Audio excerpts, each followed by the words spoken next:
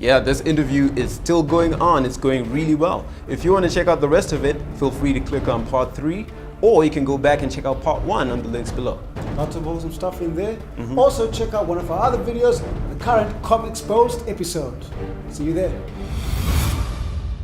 Speaking of quality and style, considering that right now, we've lost your picture there. I'm right here. Oh, you're still there, okay. Yeah, right. Considering that general trends, I mean, I'm a big 2D fan. I don't know about you, Gene. We're 2D fans. Yeah. But we saw that you merged both the 2D and the 3D. Was that a personal preference? Was it to allow for the trends which are everyone is trying to do 3D? Or why? What was your decision behind that? That's actually a very good question, and I'm glad you asked that. The reason why it's done, so it's done in 3D and it's rendered in 2D. My goal, hopefully when it's time to do the animation, it's going to be in 2D. That's what I want to do. The reason why I went with 3D is because 3D is cheaper to do. Like traditional 2D animation is much more expensive because they have to draw every frame. Yeah. But 3D you can do it faster. That's why if you look at the video, there's a watermark that says work in progress. Work in progress. It's right there on the That's why I put that there, because as good as this video is, trust me, my goal is to make it look better than what you're seeing right now. I want to be able to put like a 2D animated version movie of Marvel or DC and put mine beside it. And then in terms of quality, you can't tell the difference. Now the story may be different, the characters may be different, but when you look at the quality, I want to be able to say, yes, we're matching the quality. Because again, now is it a lofty goal? Yes, but I mean, if your dreams don't scare you, then why are you dreaming in the first place? So that's where I'm going. That's where I'm going with it. So yeah, the test was done in 3D and rendered in 2D only because, like you said, I'm not Pixar, man. I don't have all the money to do whatever I want. So I had to go with what the budget was for now. Wow. Sounds like you're a really hardworking guy. You actually answered one of the questions I had lined up for you when you said you've got a 9 to 5. So I'm curious to know, what's a day in the life of Roy like? Like, how do you divide your time between what you're doing, your 9 to 5? This is a self-funded project. What's a day in the life of Roy like? Well, it's hard to tell because I don't even know where to start in this day. Do I start at 3 a.m. when I'm on my computer trying to send out emails to different blogs, or do I start at 8:30 when I wake up? Let me just start from I basically wake up like around 7, 8 a.m. in the morning, and then I check my emails, and then if anybody, because again I'm here in the U.S. and I work with a lot of people overseas in Africa and Europe, so when you guys wake up and send me an email, I'm probably asleep. That the first thing I need to do is wake up and respond to whatever emails that anybody has, and then from 9 to 5, like I said, I'm actually a web developer by profession, 9 to 5. So I work, and then I usually take a break like around this time that I'm talking to you right now. I have a 1 hour lunch break where I really don't use it as a lunch break. I use it to work. Wow. So I use my 1 hour to catch up with stuff like this. If I have an interview, if I need to send an email to an artist, or if I need to review a page or something like that, then I do that within the 1 hour. Then I go back to work, and then I leave work around 5. It takes me about 30 minutes to get home. I get home about 5:30. And then I eat, I watch a little bit of TV for about 30 minutes, and then I literally from 6 o'clock to 2 a.m. I'm working on Unix Studio stuff. Wow. So I usually go to bed around 2 a.m. Then from 2 a.m. to 3 a.m. I usually study. So it's either I'm reading a book about script writing, or reading a book about how to self-publish a comic book, or reading a book about animation, indie publishing and different stuff. So I do like to do a lot of self-education just to see what's out there, see what people are doing. And then I usually get about 4 to 5 hours of sleep, and then just start the whole thing again. Wow. So much for the social life, huh? I know, right? I guess that's why I'm currently single for now. That would be part of the reason. Yeah, that would definitely affect it. Okay, it's more of just being here with me forward. I mean, it's not going to be like this forever. Usually. It's a sacrifice I'm willing to make now for what I believe in, and hopefully when this is a success, obviously I can get more people to join in the vision, delegate more stuff out and Yeah. do other things. But for now, this is the grind part of it where I need to just put every single thing into it. Okay, you mentioned earlier that one producer who decided or said that horrible statement that was just totally off base. That was quite something. Anyway. Now, of course, we believe that, hey, we've got to have the African heroes. Yeah. Being in the States, and also your link to back home and other African peoples and so on, what is it that makes you believe? We know the world is ready for superheroes. Yeah. Everyone's watching superheroes. It's the best thing to have as a movie franchise right now. But what makes you, or really what is encouraging you or reaffirming the belief that the world is ready for African heroes right now? Well, that's another excellent question. The reason why I feel like the world is ready right now is because of two things. Number one, there's the superhero industry is completely exploding right now. All over the world, everybody's all about superheroes. Everybody wants to see the next biggest movie. There's this Valiant. The Valiant, they just got they just got investment to do more yeah. stuff.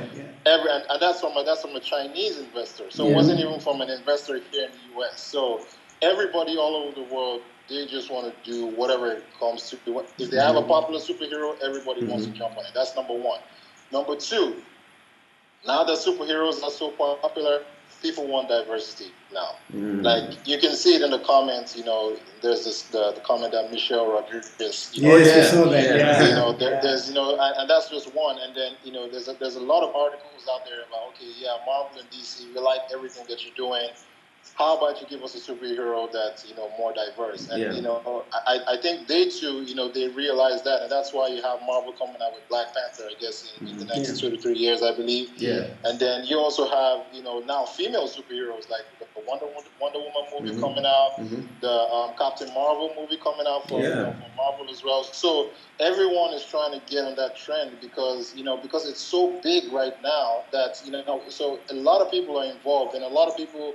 What people like to do with superheroes is they want to identify. You see what I'm saying? So a lot of people see all that's out there right now, and they want to see different. And I also think too. Again, I'm a huge Marvel fan. I've watched all the Marvel movies at least 5 times each. Wow. That's just me personally. Yes. I have all the DVDs, so I'm just a super fanboy of them. But I think also people because Marvel and DC, they've been around for about 70, 75 years right now. People want to see something new.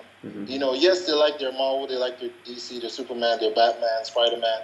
But now I think people also want to see something different. Like, okay, what else can we see? Because there's so much you can do with, recycling the stories over and over again. I mean, you can see what DC Comics is doing right now with some of the characters. They have to do, and a lot of people are upset about what you're doing, and I can understand. But there's so much you can do with Superman for 80 years. You have to change some things around. You have to move things around. So that's where they're coming from. So that's why I actually believe that, the world now is ready, not just for African superheroes, but of a whole library of diverse superheroes.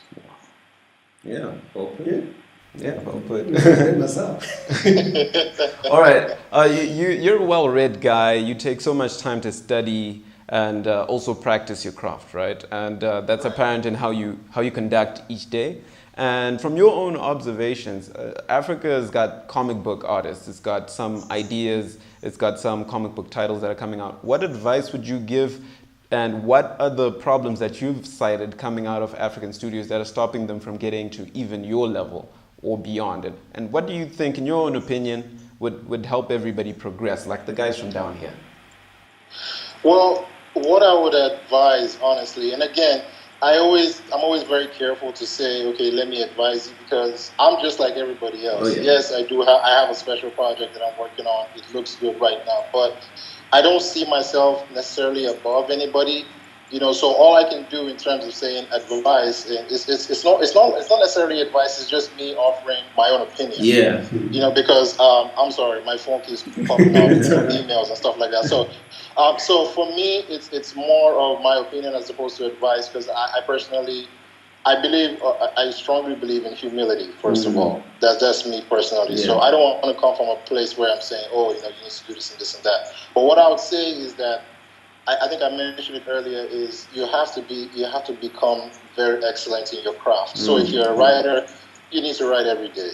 You need to read books about writing. You need to, you need to get a mentor, you can talk to and get advice from. If you're an artist, you need to draw every single day. If you're an artist, if you're an inker, a letterer, if you're an animator, if you're into video games, whatever it is, and don't necessarily just compare yourself to, okay, you know what, this is what is happening in Africa. Compare yourself to what's happening around the world, because that's the standard right now. Don't make Africa your standard. Not that there are not a lot of great work coming out of Africa, but we need to come out of this mentality where we feel like, okay, because we're not necessarily where we need to be in terms of, okay, the Marvels and the DC and the big guys, that, okay, we need to stay in our box. No, challenge yourself. If you want to create a comic book where, if you go to a bookstore where you see Superman and Batman, you can put yours right beside it and say, yes, I'm proud of this. So for me personally, that's what I would say. If I wanted to give my own opinion or quote unquote advice, but yeah, I strongly believe in what people are doing a lot of great things, and my goal with this is not just to get EXO or Unique Studios to be successful, is also to get it to a point where if someone can see that a product out of Africa is commercially successful, there's going to be a lot of investors that are going to pour money into whatever is going in Africa or other people's projects they're looking at, because we're living in a copycat world. So if someone comes out, oh, African superhero, it looks very nice, they're making a lot of money, they're going to start looking for, okay, where's the next one? What can we do with animation? What can we do with video games? And also, I also personally think it helps the economy as well, because if you look at what's going on in the U.S. right now, superheroes, it's $1 billion industry. I mean, it creates jobs for people that are working in the video game. And what people miss about the comic books is that the comic books usually set a tone for the animation industry, the video game industry, the movie industry. If you look at everything now, look at stuff that's on Xbox, PlayStation, look at Cartoon Network, the different movies that are coming out. Almost half of the products are based on something that was first a comic book. Even if you look at some of the popular shows right now, like I don't know if you guys are familiar with The Walking Dead. The show, it's a comic book. You see what I'm saying? And then now there's a new show that's coming out. It's called iZombie. That's coming out tonight. It's based off a comic book. People saw the success of The Walking Dead, and they said, "Hey, what's the next zombie thing that we can put on TV?" And then they went and they acquired iZombie. So I personally feel that if we can get more investment in the continent in terms of pushing for the comic book industry and the animation industry, it can create a whole. It's more than just art and more than just being a geek or a fanboy. It can actually create jobs, and push our industry forward. Yeah, that was a very good opinion. Opinion. Yeah, we like that. We like it a lot. Considering you started out wanting to do a feature length and then a feature length animation, what made you step back and do a comic? A lot of people assume that comic books are a dying breed. What made you take the step back and say, let me do a graphic novel and then do an animation?